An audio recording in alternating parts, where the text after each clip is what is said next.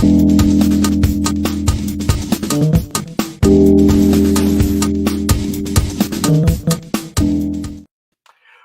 hey there, and welcome to a book launch livecast from Ignite Press. My name is Everett O'Keefe. I'm the founder of Ignite Press, and I am super excited today because, for one, I'm going to introduce you to really a phenomenal guy with an amazing track record and pedigree, and we're going to talk about his book, which is launching today. In fact, before I bring him on, I'm going to hold up his book. Mark Hecht is the author of Revealing the Invisible, Coaching the People You Lead to Discover, Learn, and Grow. This book right now is available on Amazon. And in fact, you can get the Kindle version for 99 cents. And definitely encourage you. Today is the big launch day. So let me bring the man, the myth, the legend on. Here we have Mark Hecht. So Mark, it is good to see you on this exciting day. It is exciting, Everett, and Ignite has a lot to do with that. Oh, well, don't talk about me. We're talking about you. You're the star of this show. This is your book launch and your day. That's exciting.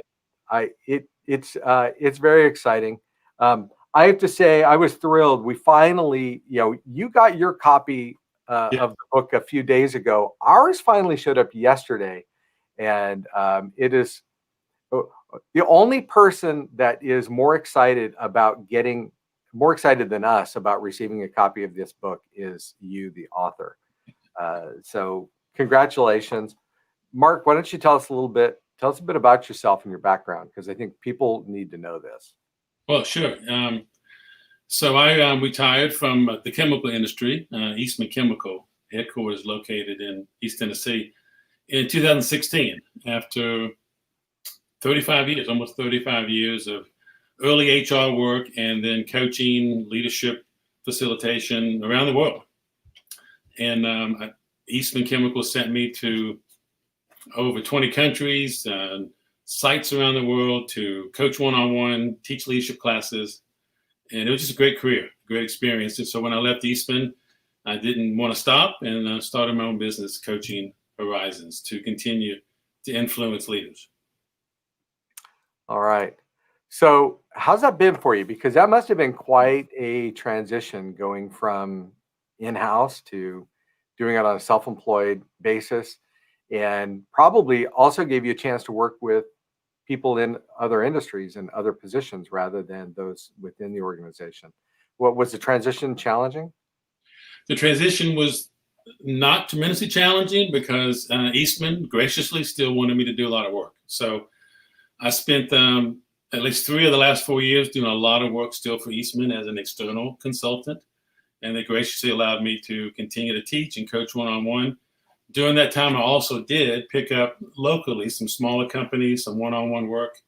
But there's no doubt that my coaching life has still been tremendously a lot influenced by Eastman, even after retirement, and the global connections around the world. All right. So let's talk a bit about Revealing the Invisible. When did you decide you were going to write this book? Well, when I left Eastman in 2016, I got to thinking about, 30 years in coaching, 25 years on the airplane, a lot of family time, probably missed along the way there, some moments missed. So what was it all about? And what did I learn from all that? Because as a career, it was great, but it was a lot of time on the road, a lot of time, away from home, a wonderful experience in terms of meeting the world.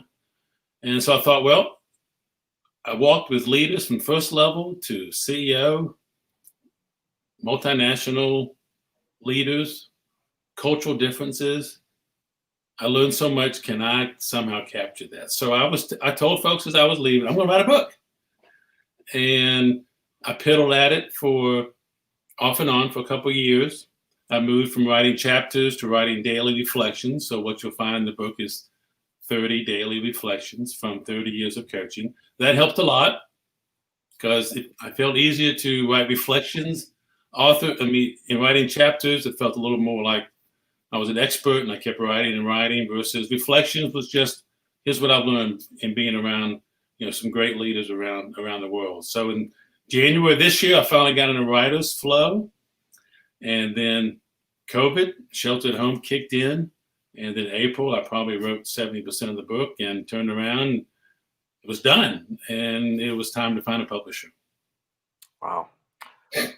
So, Revealing the Invisible, tell us a bit about that, about the Prism, because I remember when we first started talking about your book, the Prism was an idea that was central to it. Yeah, it was, I believe the summer after I retired, I went back to Omaha, Nebraska to get recertified in the Strengths Finder, which was created by Gallup. And so I'm there with a lot of young talent, some graphic artists, and we're in our group talking about, okay, what is coaching? And one of the graphic artists goes to the easel and he draws Prism. And so I said, well, what does that got to do with coaching? And I mean, it was right there. It was a beautiful metaphor in terms of all people, just like white light. White light has all the colors, but we can't see it until it goes through the prism. And people have tremendous talent. That the metaphor that I use that sometimes doesn't come out unless a coach is involved to kind of pull that out. So it's a great metaphor to the magic and the power of coaching, is that we have to see sometimes what other people cannot see. And then we use coaching to draw that out. So the Prism was just a great way of showing what coaches do. They bring it, they look for talent, they see it, and they put it to work, and they draw out the best of people. So I love the image, and from day one working with you guys, I wanted it on the cover, and it was a challenge sometimes in getting that color match, but it was always something I wanted on the cover. Well, I'm thrilled to work that that's worked out the way it has. Tell me a bit about Coach Wooden. I think that's been part of the process, and why don't you describe that for us? Well, Coach Wooden, John Wooden, the famous coach from UCLA days, was the mentor in life that I never met. Read most of his books, and after I retired, I had a chance to go to the first certification class that was put together for the John Wooden course. Lynn Gurin in Los Angeles, California, was very close to Wooden, put the material together, started the first certification class. So I said, how fun would that be to go live in the Wooden world for a week and just kind of learn from a person who has spent most of his adult life with Coach Wooden. So I got certified in that course. And of course, when I write the book, I look through the filter of Coach Wooden quite often, and you'll see a lot of Coach Wooden quotes. And the John Wooden course founders gave me permission to put even his pyramid of success in the back of the book. So it's not a book on John Wooden. It's not a book on the pyramid of success, but having that and getting permission by Lynn to put that in the book was just a fun idea and a great blessing. Just looking through your book, a couple things jump out, and one of the things, it's one of your chapters that I just love the name of it. Some things take no talent. Can you talk to that? Some things take no talent. Yeah. So I think that's the point in the book where I'm writing about, you got to really bring people out. You got to really see the talent. You got to help them succeed. And then this chapter or this daily reflection opens up and says, well, wait a minute. Can't we just expect people to show up and do something? Or was it always about, we got to do something to get the best out of them? Can't we just expect people to do things well? And someone actually gave me that idea in a coaching class. It takes no talent. And also, it's really big with the Miami Dolphins. And they have "it takes no talent" big sign on their back. I'm sorry, there's a good joke in there, but I guess we'll leave it alone. Yeah. Yes. Yeah, I don't want to go there. But their message was, it takes no talent to show up for professional football practice. You can show up and bring a lot of things. And so it is okay as a coach to expect people to show up and do to think. We expect them to think. We expect them to show some energy and some initiative, to follow policies and procedures, to follow manufacturing steps to run a process well. And you can do that, and it doesn't take a whole lot of talent. We hired you because you have a certain ability to show up and do a good job. So that was a reminder to leaders, and the book is really kind of written to those who influence others, is that, you can have very high expectations of people to show up And it doesn't take a whole lot of coaching to make that happen and hold them accountable to show up and give a good day's work. So what I want to do is show people where they can get the book and do that. So right now the book is available on Amazon.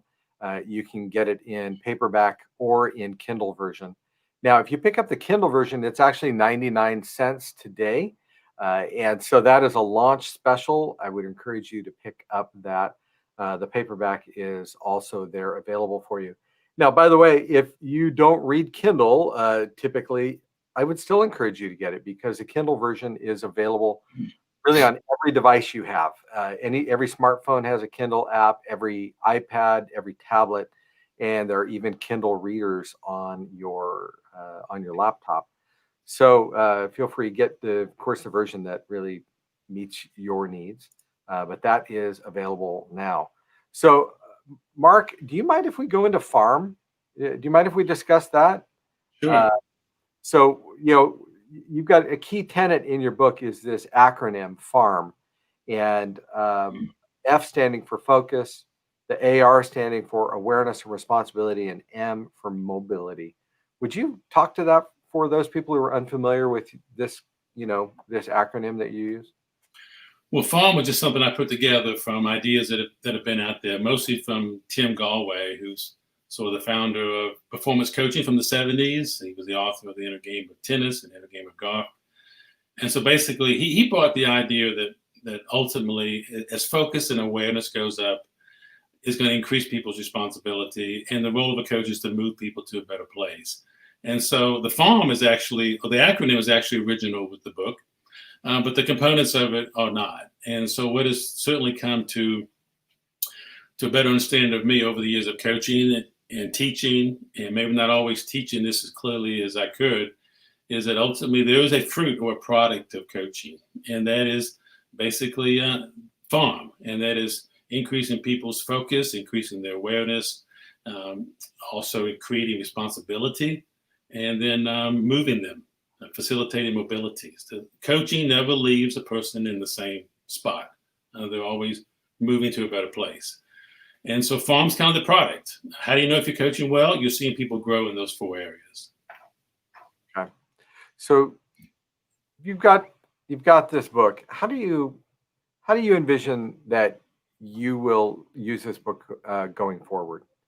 Obviously, you wrote this book with a plan to reach people, to communicate. What are your thoughts? Well, my primary thought is, or my hope for the book is that it reminds leaders that while you do need to be very purposeful and intent in creating a really good workplace, it's not rocket science. There's not going to be much in here that a person reads and says, "Oh, I never actually thought about that before." No, it's just that we haven't made it something that we practice and intentional as a leader. So primarily it's to encourage leaders that with intention and some discipline and a priority of some of the things that are discussed in the book, you can really make the work environment a really great place for people to come and want to stay because they feel valued working for you. And then they know you value the talent that you bring to the company or the organization. So primarily it's just to really thank the leaders who helped me to learn all this and put it out to where other leaders that I haven't been involved in their world, they can learn in terms of what the great leaders do that are really intentional and purposeful about creating a great place to work, that people come and they stay and they bring discretionary effort to the table. All right. I want to share something from the back cover. You have a really terrific quote from Liz Weissman, who's a New York Times bestselling author of Multiplier. And she wrote this: "In revealing the invisible, Mark Hecht shares his wisdom from 30 years of coaching in practical, succinct daily readings. He is a true multiplier who believes that people's capability can be grown and whose humble and thoughtful disposition comes through on every page. I'd take Mark's advice on coaching any day." Boy, that's one of those ones you want to put that on your wall and look at it frequently. It was very gracious of Liz and to be willing to even consider the endorsement, and her review team took a deep look at the book, and I was very thankful for that. Now, Mark, is there a favorite story or lesson or section of this book that you think you'd like to highlight? Yeah, I guess a couple, two or three. I was really pleased the way the book fell out in terms of the daily reflections. One of my goals was that when I think of my own reading of coaching and business books, and when I've listened to leaders read coaching and business books, often they don't always get completely read. People get busy, they get halfway through, the book gets put down. They think they've got most of what they want out of it, and it may not ever get completely read. And that's been certainly a challenge I've had in finishing business and sometimes leadership books. So I wanted to write it in a way where, yeah, I mean, this day was interesting. What's day 9 about? What's day 10 about? And so hopefully people will read the book. If I had to think of a couple of the days that stand out to me, when I look at day 2, the title of day 2 is Giving Hope. And it's a reminder that often as coaches, you got to see in others what other people don't see. And there's a brief story of Edison, Thomas Edison, that people have seen on the internet and is out there. Some myth, some legend, some truth. I'm not completely sure. But the one part that definitely is true is the quote by Edison in his journal, where he writes, "My mother was the making of me. She was always so proud of me, and I felt I had someone to live for, someone I must not disappoint." An entry in his diary says, "Thomas Edison was a mentally deficient child," which the school system called him, "who by a hero mother became the genius of a century." So his mother saw in him something no one else saw, and she made him, in his own words, the genius of the century. When I think of another favorite and a quote that you'll quote, a figure or a character that you'll see quoted often, at least a few times, and here's Winnie the Pooh. And I certainly grew in my appreciation of how wise silly old bear is. And it may sound a little strange having a Winnie the Pooh quotes in coaching. I think there's a lot of wisdom in Winnie the Pooh. And in the section I have on busyness brings disappointment, is to remind leaders that often busyness will keep you from doing some of the things that make you really stand out as a leader coach. And Pooh's quote is, Christopher Robin says, "What do I like doing best? Nothing." Winnie the Pooh, how do you do nothing? Christopher Robin, it's when people call out, "What are you going to do?" And you say, "Nothing." And then you go ahead and do it. Winnie the Pooh says, "Ah, yes, doing nothing often leads to the very best of something." And the essence of the day is a lot of leaders would enhance their ability in sending messages of value to their people if they schedule a little more nothing in their calendars. I tell you, that's a lesson I needed right now. I got to tell you, Mark, because you think about it, you can get so busy with doing aspects of your job, your position, even running a company, that you completely miss some of the other opportunities that come because you're so busy with these things that you can't devote the time to develop those things that are really going to move the needle for your company. And all those other things, all those other things typically are also important, but you got to find a way to make coaching and impacting others a priority. Typically, and those leaders that put it on their calendars are the ones that are usually more faithful to it. Yeah. So, Mark, let me tell people again where to find the book, just so they've got that. And so again, you can find the book on Amazon today, and available in Kindle or paperback. And you can pick up the Kindle version for 99 cents. And I tell you, off to a stellar start here, Mark, in regards to people coming to bat and buying your book. A lot of early interest shown. And we're seeing sales happen in not just the US, but Canada, Australia, Netherlands, Germany, Australia. And so I think that speaks to some of the international draw that comes that comes with this and your experience. That's really wonderful. All right. Well, Mark, any other things you'd like to share before we sign out? Well, just a thank you to just the people that the leaders let me share their lives from first level to CEO level, from Argentina to Singapore to across Europe, just in walking with them and seeing what really makes people and work mesh well together. And it was from letting leaders let me stand with them. And just thankful for the writer's flow that kicked in early this year, for the freshness that the Lord gave me to think things through and wake up in the morning and go write 2 days. And there really is such a thing as a writer's flow. And sure enough, when the book was done, that spigot was turned off. That flow was gone. It's amazing how I've heard authors that write a lot of books talk about that. And I experienced that writer's flow. And it was a great experience to get it done, get the work done, to connect to the right publisher. And when it came in the mail, it was a very unique feeling. So I hope it's a blessing to many others who read it. Well, and I too am glad that you encountered the writer's flow, because you're able to complete the manuscript. You did a fantastic job. You've been a joy to work with, Mark, on your project. All of our team has commented upon that, by the way. Right. So it is wonderful. And I do understand what you mean about sometimes when you're done, you're done. And and that's good, because that means that's actually a good thing, because it means you put the right bow on it, and you know that project really was complete, instead of not knowing where to stop creating. Right? You talk about painters, and it's like, well, when is the painting done? You know, it's when you finally stop. So really fantastic. Well, thanks again. Congratulations on your book launch. This is exciting. We'll have to see how the rest of the launch day goes, as far as the initial launch day. But you've done a great job, and onward and upward from here. So again, pick up the book for 99 cents on Amazon today.